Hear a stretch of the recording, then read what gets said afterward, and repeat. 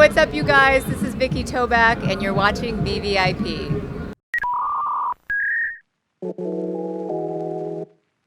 Hi, my name's Vikki Tobak. I'm an author and curator.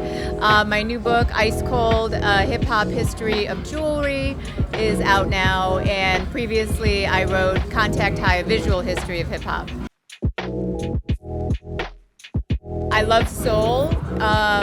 We love Virgin for bringing me out with the book. But it's a great energy. You know, the mix of people here, everyone just looks amazing. So I'm happy to be here. Hip hop and jewelry have been tied at the hip for as long as hip hop has been alive. You know, we're going on 50 years of hip hop culture now, and jewelry has been part of it from the start. So I thought it was time to celebrate that and really just tell the story. Since hip hop started, you know, there's been certain jewelers that have catered to hip hop. First there was Tito from Manny's Jewelry back in the 80s. Then came Jacob the Jeweler, who you hear in all of the, you know, Jay-Z, Biggie, Kanye lyrics. Then, you know, you had an onslaught of so many jewelers that came after, Aviani and Co. And now you have Ben Baller, Greg Yuna. And of course all the grills makers now with, you know, Eddie's Gold Teeth, Eddie Plain, and even Dolly Cohn out of Paris. You know, the jewelers in hip hop are also really, you know, in a brotherhood, I would say. A lot of people have tried to criticize hip hop jewelry as just conspicuous consumption, being very, like, too over the top. But I would say, you know, anyone who says that really doesn't understand hip hop, because hip hop comes from a culture of remixing, customization, and showing out.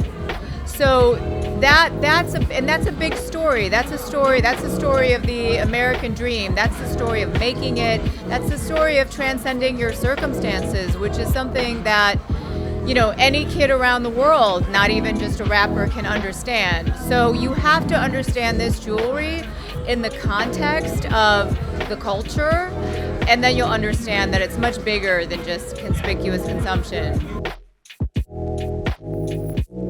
When hip hop jewelry first started, it was really pretty modest, you know, just gold. And then as hip hop as an industry started to grow, you know, in the early 90s, as people started getting more money, as labels started coming together, you saw the stakes with jewelry get much higher. You see the use of diamonds, platinum, you know, Jay-Z and Diddy started introducing those materials.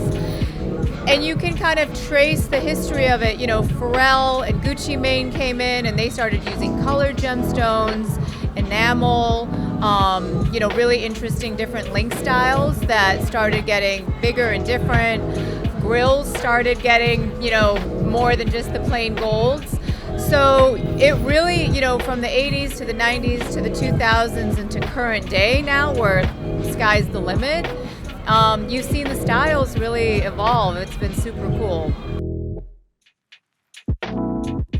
There wasn't a ton that surprised me, because I've been writing about hip hop and following it for a long time, but I was surprised how many of the early guys don't have their pieces anymore.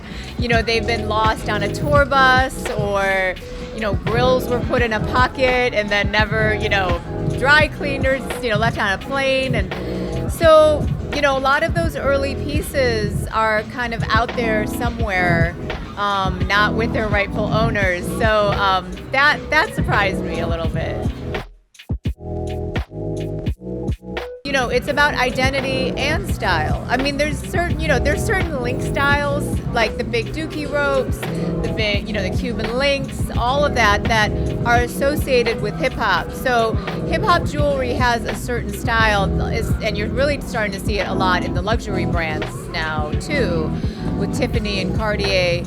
But more than anything, it's about identity, and it's about, you know, hip hop loves uniqueness and having things that other people don't have. So it's the identity through, you know, certain specific customization and just through kind of, designing things yourself with your jeweler who really knows you and gets you and gets hip hop.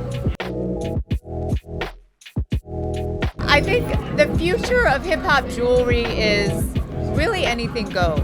The price tags have gotten, through the roof. The designs have gotten through the roof. Watch collecting, rare watch collecting with Patek Philippe, Audemars Piguet, Richard Mille. So I think hip hop, people in hip hop now, we have our millionaires and billionaires and titans of industry, Jay-Z, Diddy, Swizz. So they understand that, what they collect and what they commission is going to be really looked at by the world for years to come. So I really think the sky's the limit. So there's a couple, Biggie's Jesus piece. That's a classic because he wasn't the first hip hop artist to wear Jesus pieces. People like Lord Finesse and people before that too. But his piece really just kind of lives on in infamy, and it also inspired people sort of remixing that piece for years to come. But there's so many. Gucci Mane's Bart Simpson piece, all of Tyler's jewelry. You have really specific, iconic pieces now.